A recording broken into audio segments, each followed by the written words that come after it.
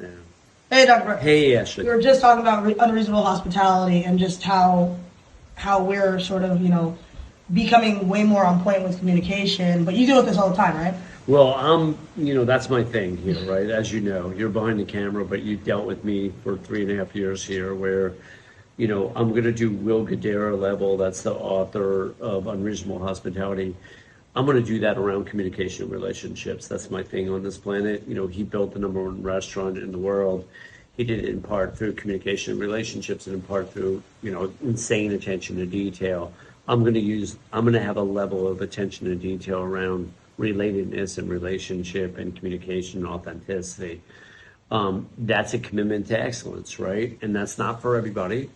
But for those of you that want to join me on this journey, it's fascinating, right? You're behind the camera. It hasn't been easy, but it's been amazing because there's so much growth involved when you have a commitment to excellence, and communication is a big part of that. Whether you're Will Guidara or Dr. Brett or Tony Robbins, doesn't matter.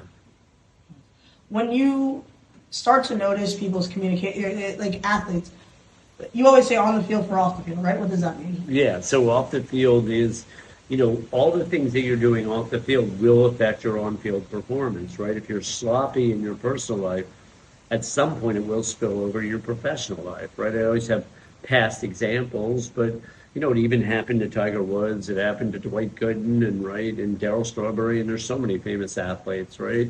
Mickey Mantle, right? If you drink too much, eat too much, smoke too much, John Daly, right, in golf, right? It doesn't matter what the sport is. If you're excessive, at some point, it will catch up to you. And that's a tricky balance for people that are super driven and want to release, right? They want to let go.